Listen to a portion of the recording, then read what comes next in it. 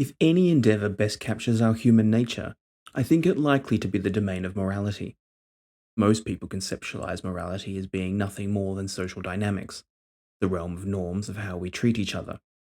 But upon closer inspection, we see how impoverished an understanding of morality that is, how little it captures our experience of it. Morality is the embodiment of the all encompassing and applicable ought, a concept which brings together our rational, social, and imaginative capacities that make us uniquely human. That a society has sons obey their fathers is one thing, but to inquire as to whether sons ought to obey their fathers is another. When we ask ourselves what we ought to do, we search for reasons that can only be engaged with by our rational capacities. Whatever those reasons might be, appear strangely universal. If you find a reason to be a good reason for why you should do this or that, you don't just expect that reason to be good for you only, but also for everyone else. Reasons are shared in the domain of morality, and those reasons have claim over everyone who shares the public square of reasoning. Your reasons make a claim on me, and likewise mine on you. And in that way, morality and reasoning become a joint and social project. And when thinking about whether we should do this or that, we use our imaginations to think of a world quite different from our own and decide upon whether it would be better if that imagined world were brought into existence rather than the one we currently inhabit. Morality is much more than the norms of society. Questions about morality are wide and various.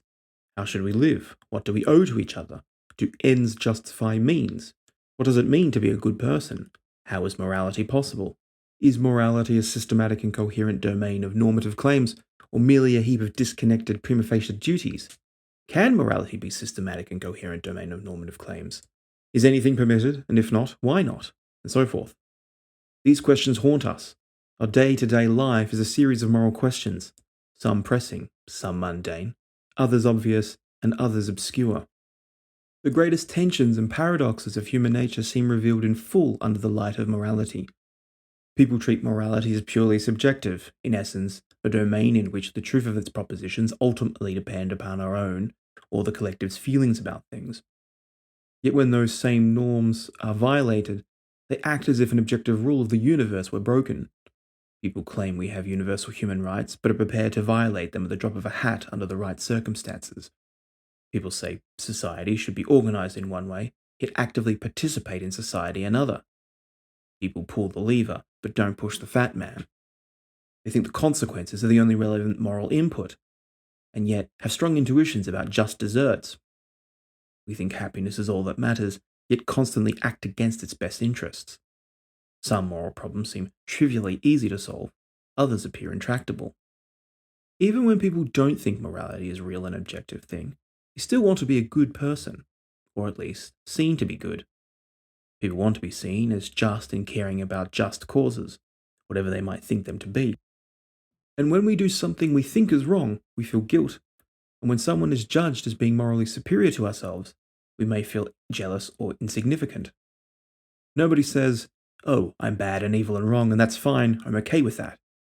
Or at least, if people do say that, they don't really mean it. We need to be judged as a morally good and upright person.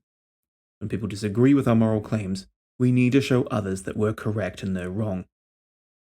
Morality is often taken to be an all-encompassing thing, a domain which ultimately sucks up everything into it.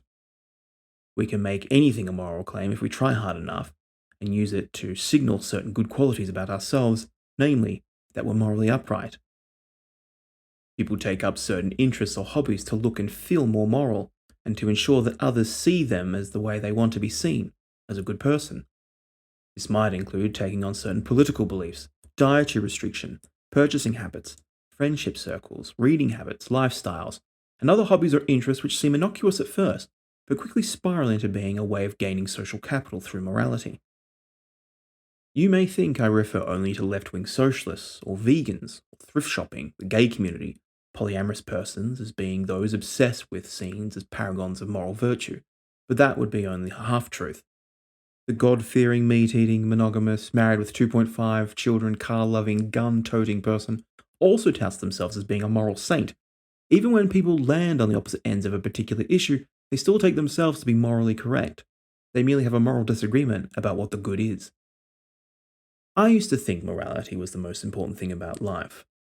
If you're someone who's known me in some past part of my life, you probably find that hilarious, given how much of a dour asshole I've been for the vast majority of my life. I've often been quite opinionated about which actions are right and which ones aren't, even if I wasn't quite sure about why they were so. I don't know if I'd say I was as rigid in my thinking about it prior to philosophy, but I imagine from the outside it certainly seemed that way. Along my philosophical journey, I've cycled through just about every major ethical tradition. At the beginning of my journey, I thought morality was objective and held what is called a divine command theory, the view that what is morally right is that which God commands. I drifted away from this view over time, but not for any particular philosophical reason. It just seemed easier to do work on ethics without it. At any rate, if I recall correctly, I made the natural step from divine command theory to virtue ethics, the view that acting in accordance with virtue is how one should live. This ancient view, championed by Aristotle and Confucius, shifts the concern of morality from how we should act to who we should be. Morality becomes a question of a person's character, rather than something to do with obeying some set of rules or algorithm to arrive at the correct moral choice. Though I still think there is something to virtue ethics, notably in treating character cultivation as a skill to be learned over time, I found the objection of it being too relative compelling. Virtue ethics struggles to escape accusations of relativism, and so it doesn't give us much guidance in the way of how we should be. At any rate, it was a brief love affair. I proceeded then to have a long and antagonistic relationship with consequentialism, the view that the right action is that which produces the best outcomes. How I ended up as a consequentialist was more to do with simply giving up the argument rather than being convinced about its truth.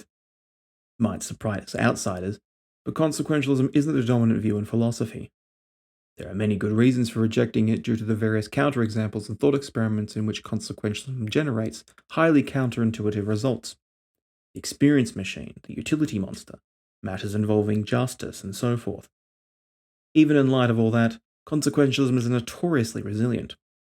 For example, Philippa Foot wrote, quote, "It is remarkable how utilitarianism tends to haunt even those of us who will not believe in it. It is as if we forever feel that it must be right, although we insist that it is wrong." End quote. While Christine Korsgaard wrote that, quote, "To later generations, much of the moral philosophy of the 20th century will look like a struggle to escape utilitarianism. We seem to succeed in disproving one utilitarian doctrine, only to find ourselves caught in the grip of another." End quote. I have been in that grip for many years, a self-loathing consequentialist only out of exhaustion, rather than a true believer. My reasons for finally throwing off the shackles of consequentialism were just as frivolous as the reasons I accepted in the first place. Individuals, Robert Nozick boldly claims, have rights. There are no things no person or group may do to them without violating their rights. Of course, I thought to myself, individual persons do have rights. So now I accept some form of deontology which, in my case, is prima facie natural rights. The problems for such a view are numerous and pressing. How are rights even possible? What is it about persons which grant them rights? How are rights binding upon us and others? Why should I respect your rights, and why should you respect mine? What rights do we have? Are all rights equally inalienable, and if not, why? Are any rights inalienable? What grounds rights? Can entities beyond persons have them? The list goes on. Admittedly, I have little in the way of solid answers, though I suspect, much like Kant and others, that our moral worth is importantly connected to both our autonomy and, like Nozick says, the meaning of our lives. I shall return to these problems when I meditate upon the meaning of life. I noted earlier that morality is often taken to be entirely consuming, that all things eventually get swallowed up by the all-encompassing ought. Peter Singer and other effective altruists, cult as far as I'm concerned, maintain one thing we should be doing is increasing the scope of our moral concerns. Our moral concerns started with our family, then expanded to our tribe, then our nation, then to people who look different from us, then to people who believe different from us, and now our scope of moral concern should be pushed wider to include creatures. I may have, at one time in my life rather, taken this idea seriously, but I now think something very different. First, I think the domain of morality is significantly smaller than what we think it is. And second, I don't think there are many moral dilemmas which have definitive answers. With regards to the first, we have many good reasons for rejecting the idea that morality should be our only, or even primary concern. Morality isn't the only thing that matters. People are more than just autonomous machines whose purpose is to satisfy their obligations and uphold moral duties. It matters what we do and why we do it, and who we are and why we choose to be that way. These types of things are not easily subsumed into the domain of morality, and they matter for their own sake, and perhaps matter more. Meaningful living is one thing, truth another, beauty a third, friendship a fourth, family a fifth, fulfillment a sixth, and so on. These things strike me as not falling under the auspices of morality, yet they are inarguably good. They also strike me as things which provide their own unique reasons which stand distinct from, and can stand in opposition to, moral reasons. Sure, these things, when realized, might coincide with morality, but being moral isn't what makes them good. They are independently good, and they are good for their own sake. Morality, it seems, demands too much of us. It leaves no space for us. No space is left for who we want to be, our personal interests, our personal desires, our goals and dreams. Morality swallows us whole. For every thought, action, and decision can be scrutinized under an all-seeing eye, regardless of whatever conception of morality you adopt. Having to consider every thought, action, and decision in such a way can cause us to become lost as we try to find answers to those questions, if such questions even have answers at all. Morality, when not set within its proper bounds, runs the serious risk of alienating us from our own lives. I can personally attest to this, as for much of my life, I used to think morality was everything. Again, to anyone who knew me during that time, that confession is ludicrous, nevertheless true. But such a view produced in me a sort of existential frustration which pulled me apart in two directions. First, morality being normative is unending. There is no point in which we cannot ask whether we should do this or that other thing. You can't settle or rest, as there's always something wrong, something to be corrected for, and so you're never good enough. If perfection is the enemy of the good, then so too would be morality.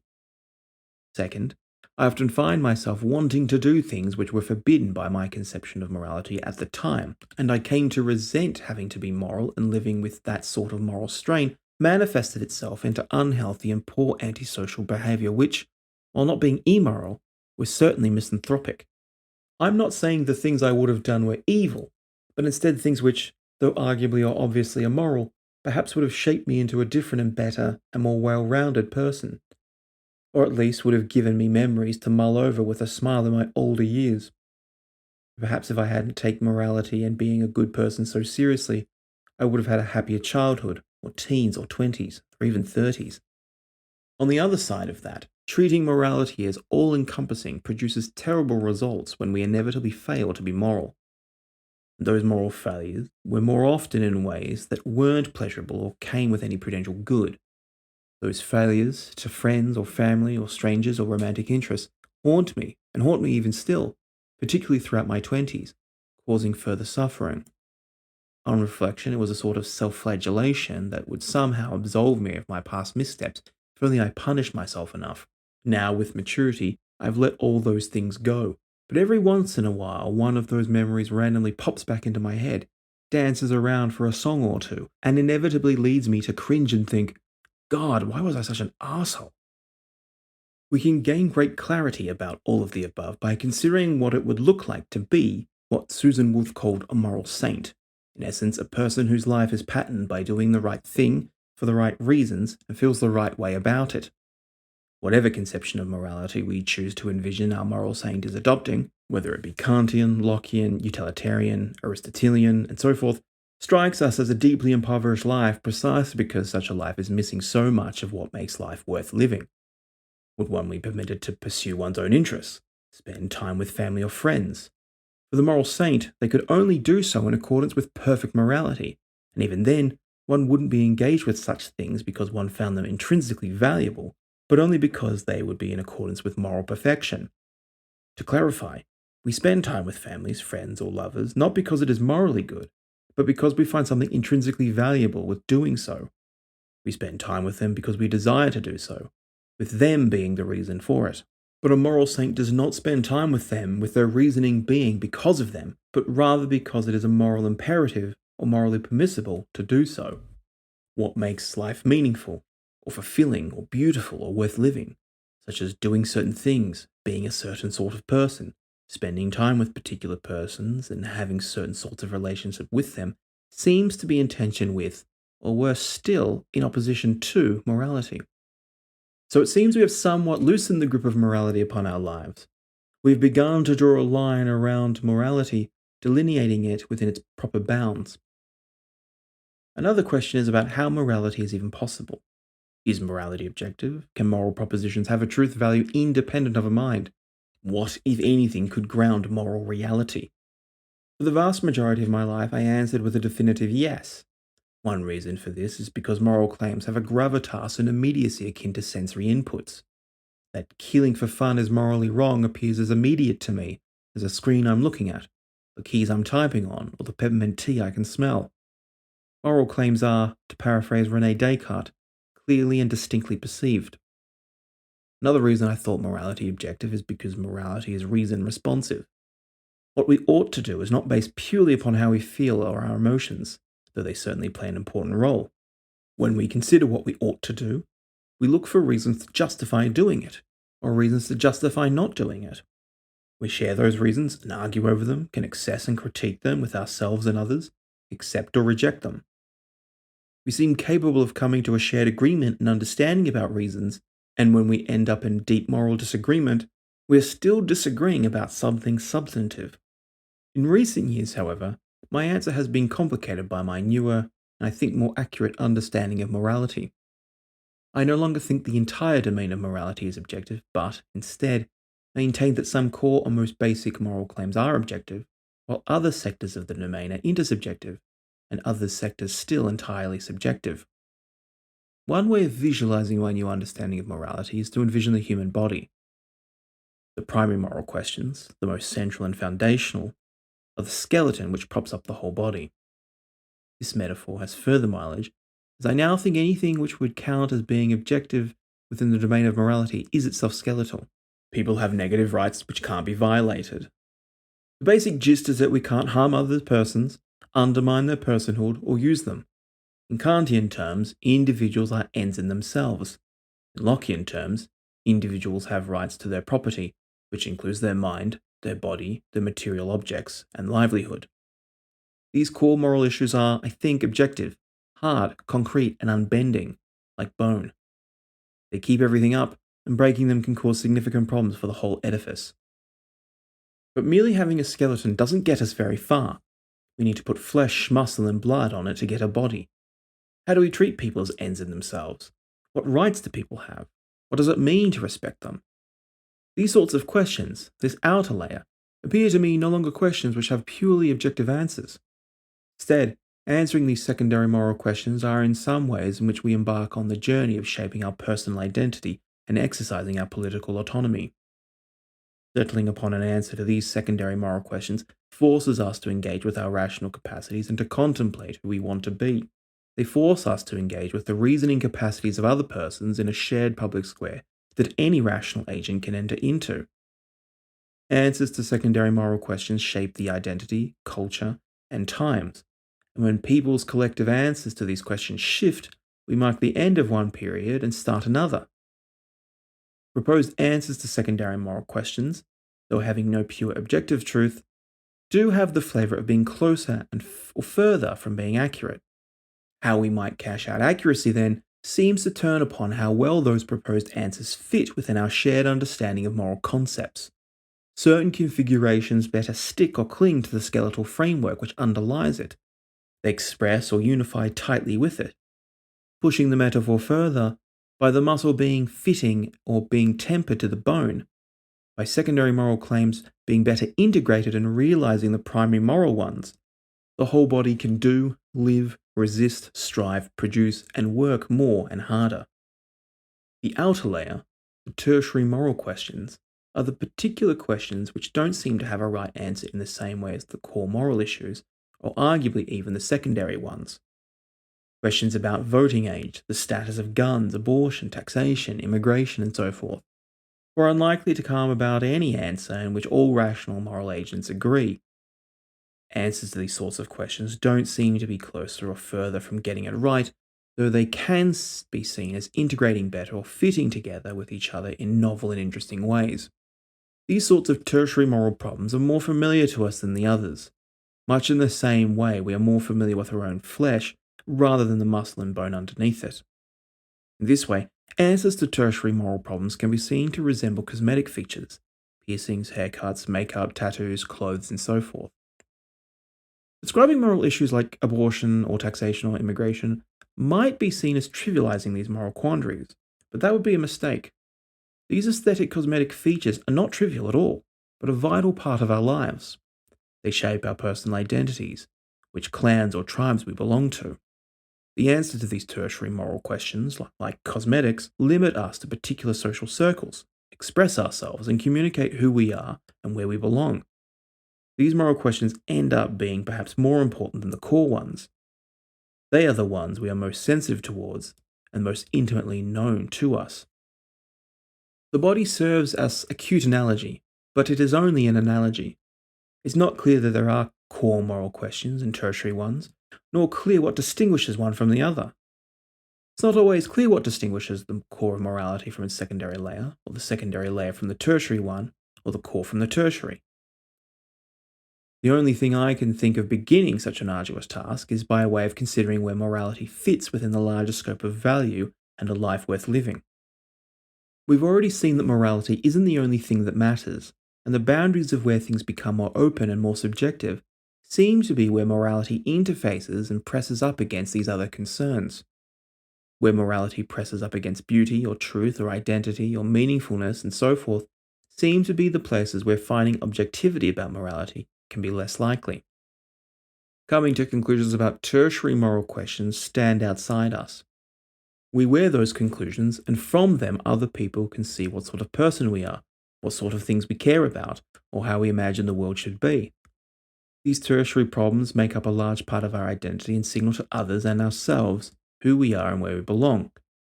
One might find it utterly intolerable that tertiary moral problems are completely subjective, or, at least, that the idea that any answer is just as good as any other to be unacceptable, especially given the types of moral quandaries I've identified as tertiary moral problems deeply entrenched in our society and lives. But that these types of problems have no answer, that we must invent or create reasons, invites us to take life, living, and how we should treat one another more seriously. In these sorts of questions, we find ways of forging an identity, fully engaging with morality as a creative project and a social one, constructing our identities instead of merely learning about morality by rote. This outer layer of morality, its most subjective and difficult sector, is where we forge who we are, how we want to be seen, and enables us, whether we want to or not, to construct laws which we enforce upon ourselves as if they were objective outside forces. So the domain of morality is smaller and less important than we think it is. But, paradoxically, tightening its borders has only concentrated it into something more intense than it was before. Morality matters, just perhaps not, I think, in the ways that we once thought it does.